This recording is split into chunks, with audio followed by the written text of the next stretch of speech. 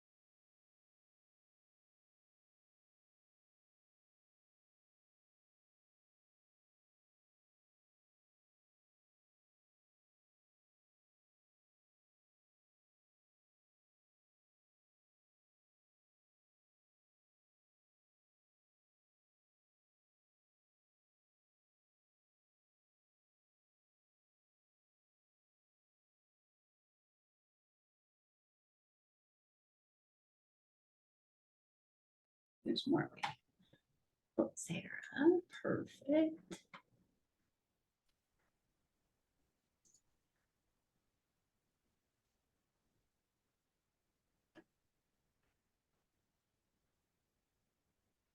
Hi, everybody. We're just waiting for a couple more to join and then we'll get started.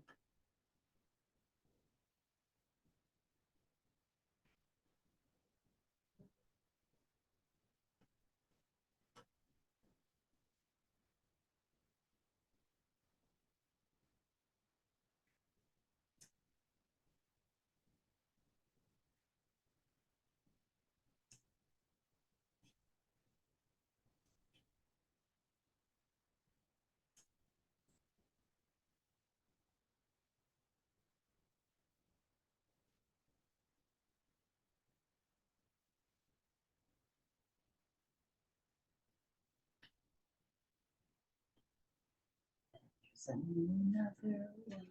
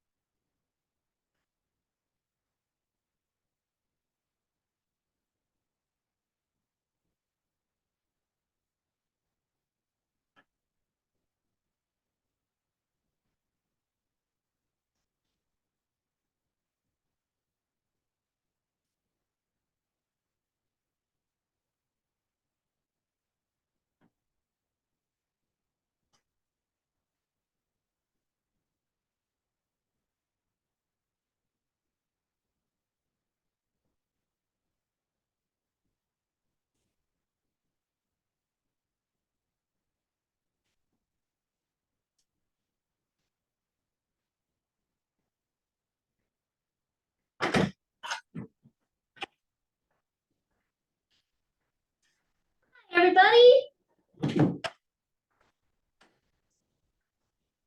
Tim, do you mind putting us, or are we on mute? We're off mute. Yes. Cool. Hi, everyone. Thank you for joining. It's so great to see your guys' lovely face. It's been a while. Sorry, I'm almost a couple minutes late. Great. Well, we're gonna go ahead and, well, actually, before we get started, I would like Sarah to introduce herself. She is our travel trainer, and she is doing some amazing work in the community with vulnerable populations. And I think a couple of you already know her, but Sarah, why don't you introduce yourself? Because a lot of what we're going to be talking about tonight has to do with your role. I believe I know everyone, but hi, I'm Sarah Crook, travel trainer for Hood River and Wasco counties.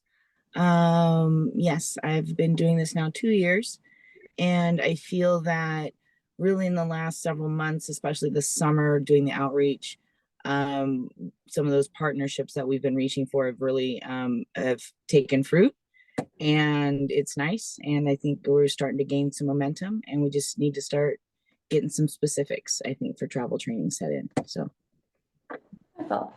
And so in addition to myself in the room, we have Tia Mayhew, who's our office manager. I believe you guys have met her before. And then we also have a newcomer, Mr. Tim over here. Tim, why don't you introduce a little bit about who you are and what you do here? Thanks, Amy. My name is Tim Ravens. Been in the area for about 10 years and just came on board a few weeks ago, learning a lot every day and really enjoying myself here. So yeah, glad to be part of these meetings as well.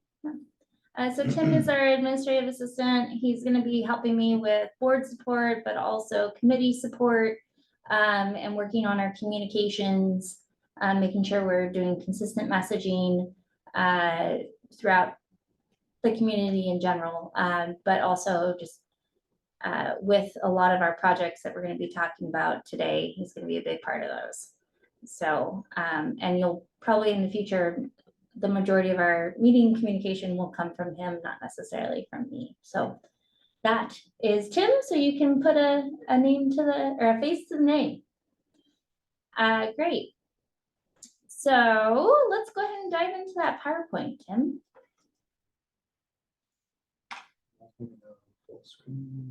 Are you sharing your screen? I think you need to go into Zoom. Sorry, the other one with everyone. So the ZM little button, there you go. And then you click on Sarah's face. And then you go to share screen. It's the little green button in the middle of your screen. There you go. And then you're going to click that PowerPoint. There you go. And share. Amazing. Okay. So today is our fall Statewide Transportation Improvement Fund Advisory Committee meeting. I'm going to be going over our end of year report from fiscal year 2023. So that is from July 1st, 2022 through June 30th, 2023. And then I'm going to spend the majority of the time talking about our new projects for this new biennium, as I'm actually really excited about it. I think we've kind of honed in on the right projects of how we can help community members and specifically vulnerable populations. So Tim, if you could go ahead and click. All right. So some highlights for the fiscal year 2023, our low-income fare program. We did distribute 2,300 student passes. Our travel trainer expanded the Gorge Transit Connect program, as several of you are aware. Sarah has done a phenomenal job of really getting more passes to more providers, but also expanding the travel trainer program that we have, and ensuring that we're teaching vulnerable populations on how to use transit. Sarah, I'm going to put you on the spot. Is there anything that you can think of some really big highlights that you'd like to share about your Gorge Transit Connect program?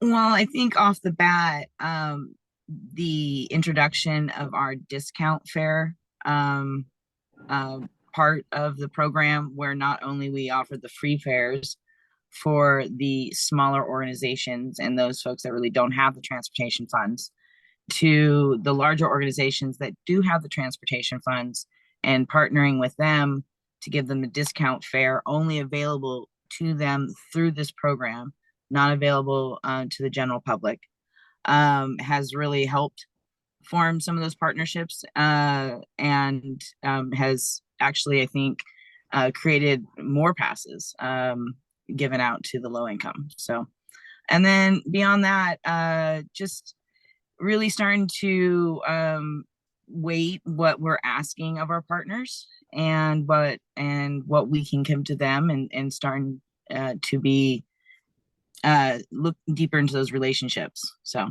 that's all. Awesome, thank you. And targeted service to low-income individuals. We continued the Upper Valley, the Cascade Locks, and the Dial-A-Ride services with the same frequency. So just there were no changes. And I guess in a sense, that's a highlight because we were able to give consistent service. For the third project, the outreach to vulnerable populations, we were able to create more bilingual brochures, as well as creating more brochures in general. So we created one for the Gorge Vets program. There's a Dial-A-Ride one, which we are going to update, but we did create it last year. And gosh, I feel like there was another program we created one for. Oh, we created one from the Gorge Transit Connect program. Yes, exactly. Which we also need to update, because as we're going into the new year, we received new partners and we're changing a few things. So like the QR code. And that's been super helpful as people come into the office, or just when Sarah's out at outreach events, she's been able to give that brochure out so people know the services that we do have to help folks who might not be able to afford a fare on their own. Then the fourth one, yeah, go ahead. The videos. Oh yeah, the videos were amazing. Sarah did such a good job of creating these videos, and actually, Sarah, if you have easy access to it, if you want to put the link in the chat, if not, I can send it out to everyone at the end of the. No, I can grab it right now. Okay, cool. Sarah created some great videos with McKed that help share some different, it highlights different topics of how to use the bus. So there's one of how to use the bus with kids. There's one how to use the Gorge Pass app. Sarah, what were some of the other favorites?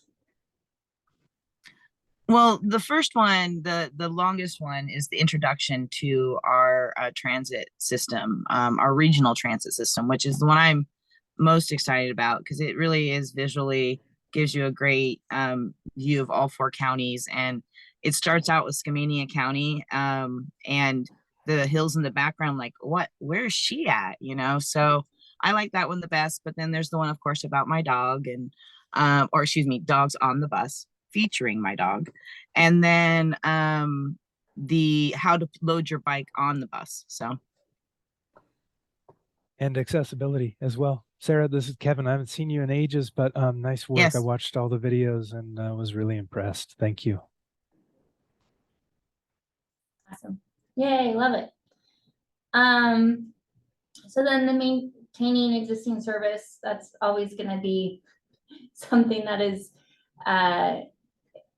it's a very useful project. It kind of helps match our different federal and state funds that we have. And it just allows us to keep our service at current levels. And so that was a big kind of success with that last year, especially last year. It helped with we saw some fluctuations in some of our other grants, just because of inflation and unexpected costs that we were not able to foresee. This project helped us kind of mitigate those gaps that we had, and help us maintain the same amount of service. And then the Project 5 Capital Expansion and Replacement Program, we replaced 3 vehicles. We still have lots of vehicles that we need to replace that have been held up because of supply chain issues.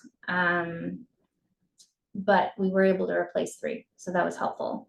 And then the ADA access improvements, that project has continued to be, I think it started the 21, actually, no, it was the biennium for 2021, 2023. But we have pushed those funds to this current biennium, and I'll talk a little bit more about that a little later. Any questions about the highlights? Or I did submit the end of year report in your packet of materials. Any questions about what we completed with these funds? Amy, I got a couple of brief ones. Yeah. Hey, at the that last issue about access improvements, are you waiting on the city of Hood River for anything? I know, location of bus stops has been discussed quite a bit, and I've been working with staff in the city engineering department, but I didn't hear about a conclusion there. And I think of bus stop locations as being related to these funds for accessibility improvements. So I'm just wondering if there's anything that the city is doing that is holding you up.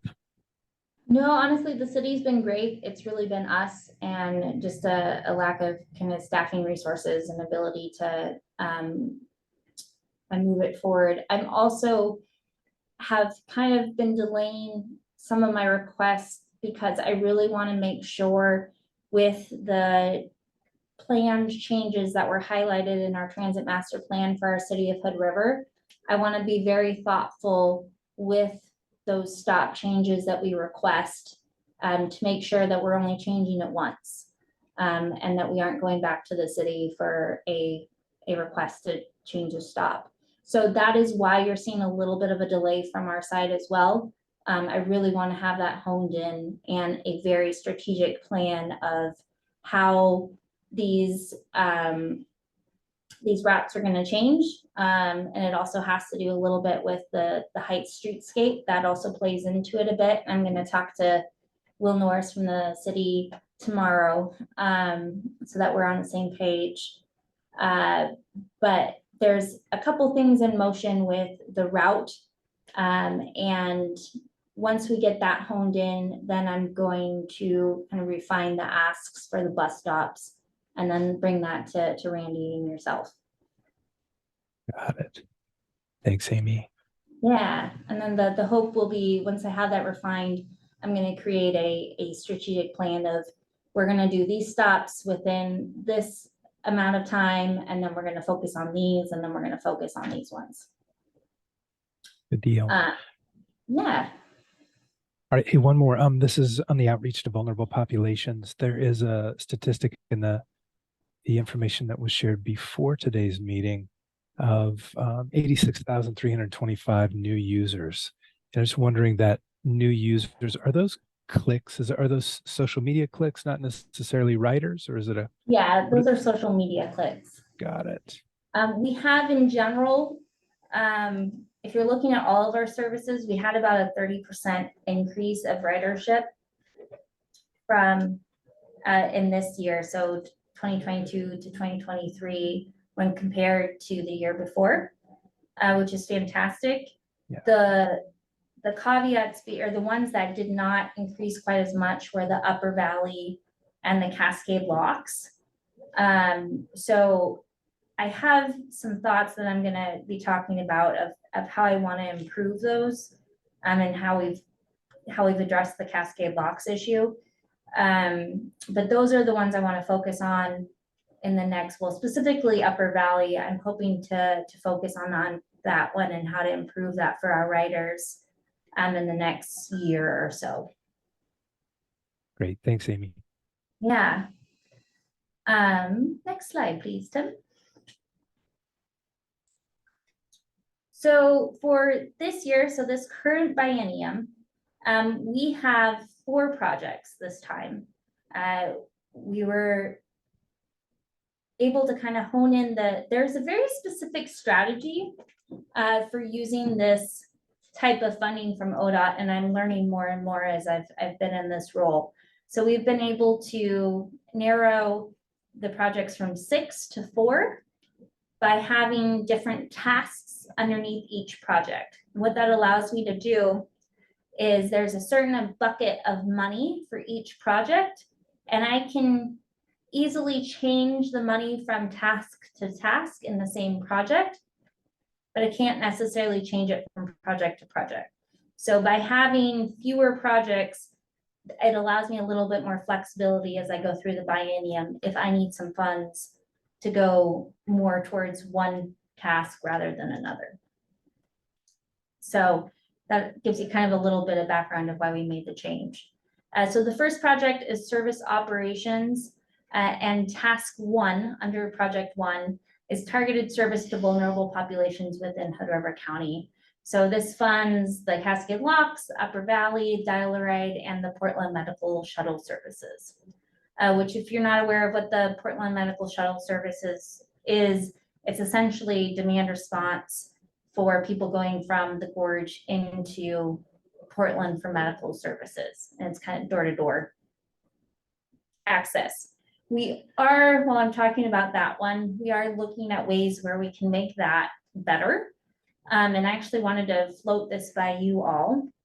I'm thinking about making, instead of having it where we only do that service on Tuesdays and Thursdays, we do allow it Monday through Friday, but it is based on driver availability.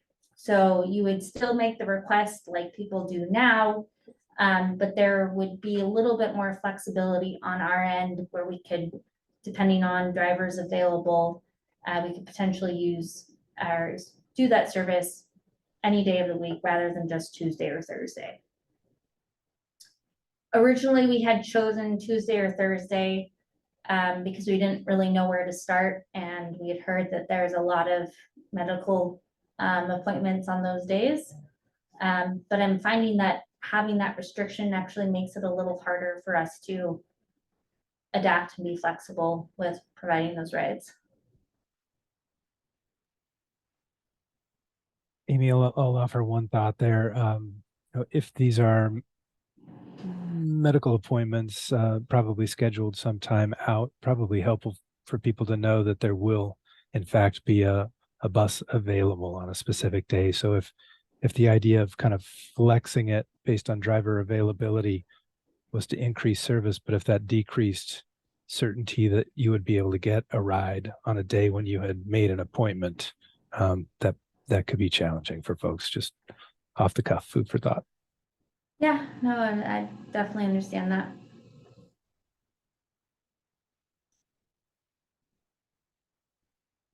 Taylor, let's see any feedback based on the clients we serve. How far in advance is it like 2 weeks out at least for people to reserve a ride for that? Yeah, so we're asking about 2 weeks, and then that gives us enough time to schedule a driver. Okay, yeah, I had the same thought of like, I know a lot of my residents schedule things out pretty far in advance. And so to be able to have that certainty. And then I also wonder, is there any conversation around the cost for those rides? Because it's still 20 each way, right? Correct. Yeah. Right now, we have not had any discussions about that.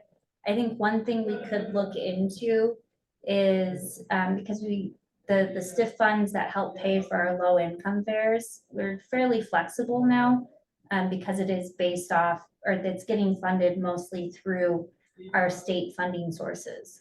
So we could look at adding that as a fare offering for individuals who are part of the Gorge Transit Connect program. Cool. Is that a Thank you. big barrier that you're seeing, Taylor? Yeah, I don't have a single resident to my knowledge that has paid for that service. I usually try to go through Pacific Source as like a free shuttle, or they just make it locally and use dial a ride. But I have run into the barrier of just not having, yeah, like struggling to find transportation at all if the free services aren't available and my residents can't afford the $20 each way. Okay. But I Well, know yeah. it's a big trip, so some cost makes sense. Yeah, and I think, again, we can look into it being part of the Gorge Transit Connect program. We would just have to make sure we're allocating those funds specifically for that. So I think, Sarah, let's add that to our list. Yeah, I think that's I've heard both sides when I promote the shuttle. I've heard, wow, that's really reasonable, $40. And I've also heard, wow, can insurance cover it? And I said, well, I know insurance, especially, but it is a medical ride. You'll have to contact your insurance and see if they'll, cover something like that. But it is a medical shuttle. So if we could fold it into the Gorge Transit Connect, it's on my list to talk to you about. So that's great. All right. Lexi, it looked like you wanted to speak.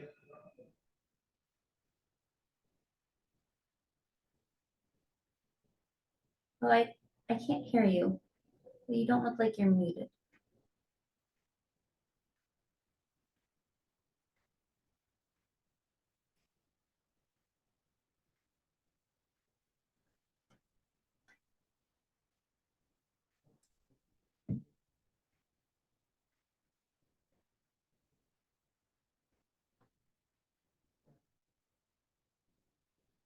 Okay, how about now? Perfect.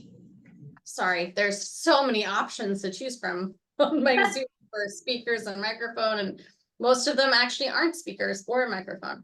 I was curious if Kat is still not contracted with Motive Care. If you We guys, aren't. because we could certainly Pay for that. pay for that. I mean, Okay. it's interesting that the shuttle exists, and like Taylor just mentioned, like going through Pacific Source primarily to schedule those rides because it is a free service. But we certainly could be paying Cat, or not we as Pacific Source, but we could be having Motive Care contract with Cat and getting the reimbursements for those rides. And that way our members can use that service, because we personally would never, medical transportation is a right underneath Oregon Medicaid. And so they shouldn't be having, I mean, Medicare is a totally different story. I think there's lots of folks who struggle with transportation who need to get to Portland for appointments, and only Medicaid covers medical transportation as a benefit in the state of Oregon currently. But I do think you're more than welcome to contract with Motive Care to offset some of this costs, and it could help fund it being free for others who need it, or more low cost for others who don't qualify for Medicaid. Yeah, Lexi, would that add to the consistency and guarantee the rides for those folks by contracting? I'm just curious. I don't know if it adds to the, I mean, it would be another provider, so that would be great. We're very limited in the Gorge right now, and our reimbursement rates are set by the state. They are increasing, I think. So we're hoping that we'll get more providers. It's definitely a hard benefit for everybody across the state to manage. It's not just us and not just Motive Care, but yeah, I've been talking to them about becoming a provider again for them, as it could help supplement another dial-a-ride driver. Because right now we currently only have one dial-a-ride driver during the week, and that would be a way that could help us supplement another one and provide more service. It's surprisingly difficult to get through the hoops to get on, and I'm not entirely sure why. Part of it might just be me and, trying to do it and then getting to a hurdle and then not doing the next step that I need to get signed back up. But that is something that on my radar. The other thing, I'm sure you've talked to the link, but I have heard some kind of horror stories of getting paid from them. And so that is another one. It's like, well, yes, I would love to do it if it works, but I am concerned if it is going to be a big time suck to get paid for those Yeah. rides.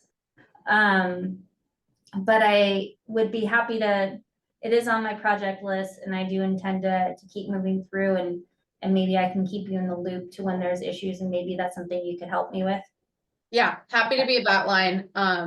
Happy to leverage Pacific Source with Motive Care to help push things through as well. I will say, I've heard that from Link. I would say there's two sides to every story. So I've heard the other side, and I've also heard people who really don't struggle with that. So not exactly sure what's going on there, but if you hear them mention that again, please direct them my way. We want to hear those. We don't know something's wrong unless someone tells us. And I've only heard it third hand that Link struggles, but from multiple people at this point. Okay, I will let Jesus know to reach out to you. Great, thank you. All right, awesome. So the other things to know, so for Cascade Locks, we did have a deviated fixed route that went between Hood River and Cascade Locks that could do a custom pickup or drop offs. That is separate from the Columbia Gorge Express. We did transfer that deviated fixed route. We took that away, but we offered dial-a-ride to those Cascade Locks residents instead. And so far that's made it so we can use our dial-a-ride driver. We kind of fill in some gaps that they had in their schedule. And we've been able to do those rides without having an additional driver to do that service. And it's providing better service in a sense to those customers because it's going at the times when they want it, not the set times that we did have. But I'm continuing to kind of keep an eye on that and making sure that's helping serve those residents in Cascade Locks. And if you guys have some contacts in Cascade Locks, I know Sarah would love to set up some more targeted outreach to some of those vulnerable populations that live there.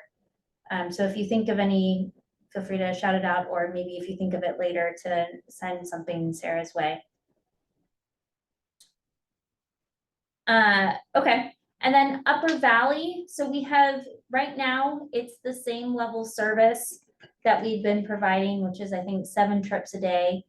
I'm hearing a lot from the community that for people who want to use it as a fixed route, it's hard for them to depend on it because we're often 30 minutes late because of the deviations. And then from the folks that use the deviations, I've heard that they really want it on the weekends and they really don't, they're not super happy with the service level that it is right now. So my hope, and it looks like we'll be able to do it with the funding that we have available, is maybe next fall or maybe even this spring/summer, first provide weekend service to the Upper Valley, and then we'll transition it from a deviated fixed route service to a fixed route, and then provide demand response on top of that. And again, if I have that NEMT coverage, that would allow me a little bit to help pay for that additional driver that could do that Upper Valley service. Any thoughts on that or questions? Okay, and that's obviously, it's in line with the transit master plan, what was created. But yeah, I was thinking it would take us a little longer, but I think we will have the ability to move with that sooner rather than later, which I'm really excited about. So right now we are about 10,000 under budget. However, we have a couple of expenses that are coming up. We have to replace our HVAC system, which is going to take some of that funds, as well as the funds in task 2 to help us pay for that. All right, if you want to go ahead and move on. So the second, maintain existing services. So this is funding the Hood River City, Hood River Connect, and our match for Gorge to Mountain and Columbia Gorge Express. Like I said, the services have remained unchanged as of now. We are roughly 50,000 under budget, but again, that's going to help pay for our HVAC system. But then again, with these extra funds that we have available, it looks like we're going to be able to introduce this additional service for the Upper Valley sooner rather than later, as well as split out the Hood River City route. So like I was kind of talking about a little bit earlier, we're going to take the circulator and we're going to split it into an east and a west section. And I'm finalizing what those will look like and where the bus stops will need to be, because it'll be a linear route. So we'll need to have bus stops on both sides of the road. And that's going to be a fairly big project. So we're working on that and the planning of that, because that's going to be a big task. Any questions? But those are the really big things that I'm really excited about. Next slide, please. All right, mobility services. So this is where we have the low-income and student fare program. This funds the free fare student program, as well as the Gorge Transit Connect free and discounted fares. This past quarter, we handed out 310 free student passes and 48 low-income fares have been distributed. And we're about $700 under budget. I assume that we're going to be able to use some of those extra funds in the new year when we have a large amount of our folks who have the 2023 passes expiring. Upcoming goals. Sarah has been tasked with really focusing on schools and changing the approach of what we have been doing. It's really hard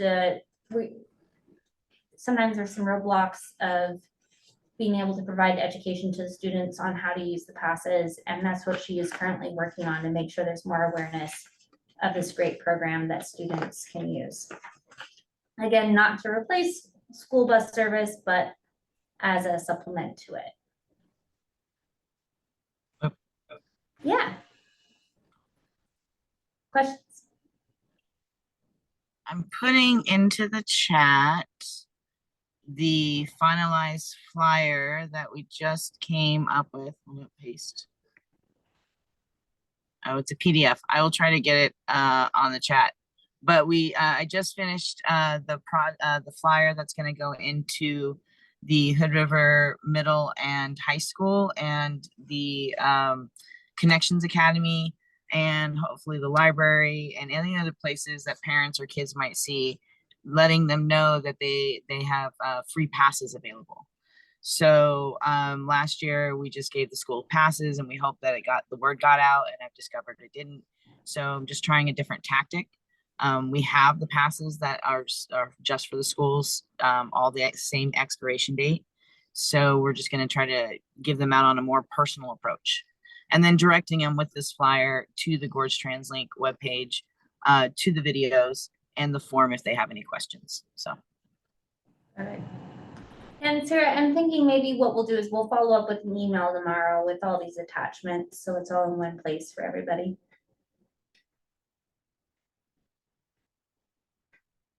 Okay, cool. Next slide. All right, van pool mobility services. The purpose of this is to implement the van pool program. It took us a little bit to get started. We have contracted with a third party, Commute Options, to actually manage the program for us for the van pool specifically. And we've started reaching out to different organizations who will get a, I want to say stipend, but it's not, there's a word that I can't think of right now. God, I hate that when that happens. But we help supplement up to $500 per van pool. So we're working on signing up a couple of organizations for that. And then mobility services, I'm also working on another grant that would allow for e-bike lending library. And we're kind of in the finalization of that, of getting that agreement set up so I can actually start that. And that would, the e-bike lending library, as of now, will probably house it here at the CAT office. And community members and riders can rent e-bikes from us for free. The intent being it being like a last mile solution for some. Any questions on that? Next slide. Amy, quick one on bike, I guess e-bike sharing. As part of the budget, is there I guess funding available for tune-ups? Just thinking about maintenance of bikes over time. Yeah, so the maintenance, the bikes, and the grant that the other grant that we have for that pays mostly just for the infrastructure and the bikes itself. So we'll probably be using some funds from this project, or sorry, this task to help pay for some of the maintenance and just the administering of it. But the goal is to make it as easy to use as possible, and it will be, we will ask for users to pay a nominal amount, and we'll probably also offer an option where we can pay for some of it, maybe through the STIF funds as well, for people who are low income and can't necessarily afford it. Good deal. Thank you. Yeah. But I'm hoping in the beginning of the year, I'll have more information for you on that. Next slide. All right, outreach and awareness of services. So the purpose is for targeted outreach, marketing, and travel training to vulnerable populations, and increasing our community awareness of services. It also provides some of the match for Sarah's salary. We have created goals for outreach to schools, seniors, LEP individuals, and individuals with disabilities for this year. And we're finalizing marketing materials to be posted at school, like Sarah was referring to, and updating our website to make it a little more user-friendly. We are under budget right now, but we are going to be ordering some useful swag, as well as updating some brochures and combining schedules to reduce the amount of brochures we have. As you may know, we have about, I think, 7 different brochures, and I'm trying to put that all in one for at least our year-round services, and then have supplemental seasonal brochures. And Tim's going to be helping me out with that. So that is my goal this year, to make it easier to understand our services. All right, next slide. So the project 3 is capital expansion and replacement. It'll be used for match for a capital grant to purchase replacement vehicles. We have received 2 proposals for some new Columbia Gorge Express vehicles, and we'll be using these funds to help with the match for that.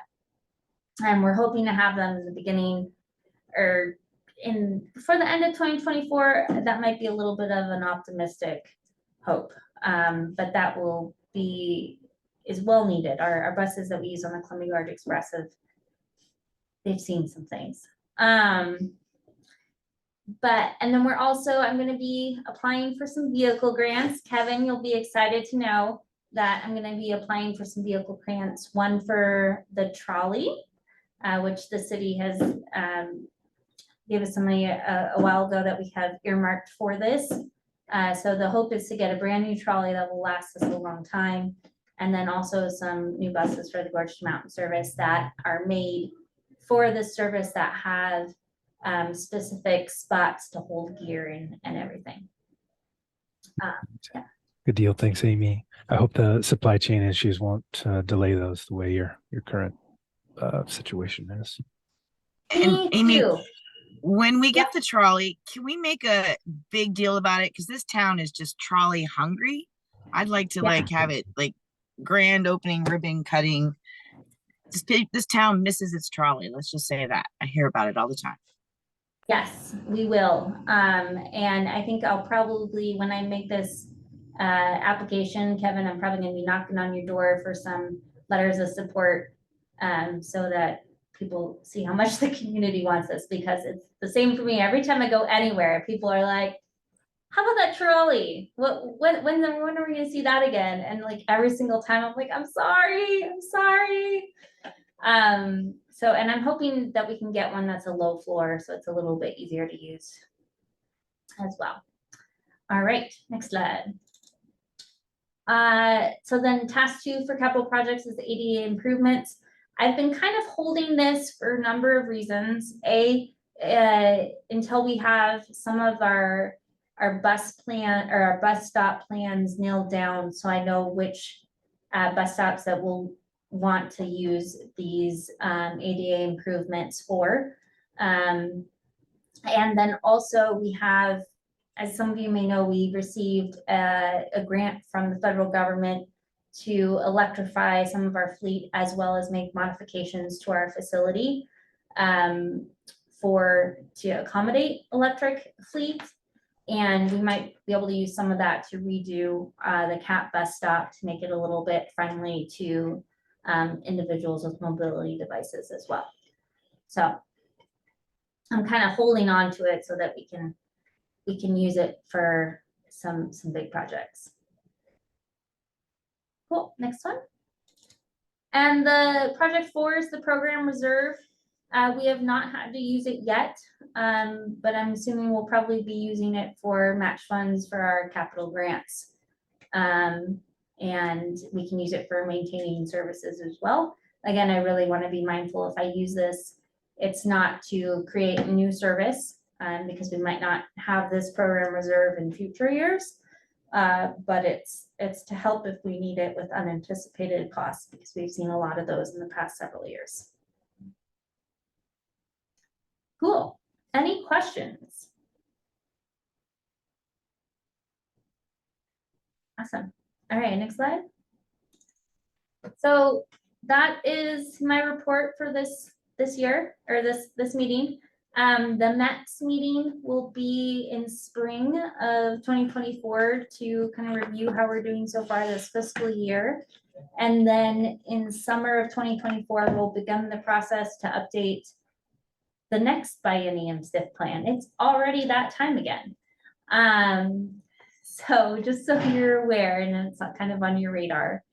Any questions? All right, thank you. Well, I really appreciate you guys coming tonight, and we'll send out some meeting minutes of what we talked about. And again, I really appreciate you guys showing up and being an active part of this committee. I know you guys have a lot of committees and meetings you attend, and I've come to really appreciate your guys' thoughts and feedback. Thanks, Amy. We appreciate all the work that you and the CAT staff do. Tim, welcome aboard. Sarah, really nice to see you again. Thanks, Kevin. Yeah, thank you so much. These projects sound really exciting. It's fun to see, the process and how they develop. I am really feeling like we're starting to move in the right direction on some of these projects. So I'm very happy. All right. Well, thank you so much. Have a wonderful night. Thank you. You too. Bye. Good night. Bye.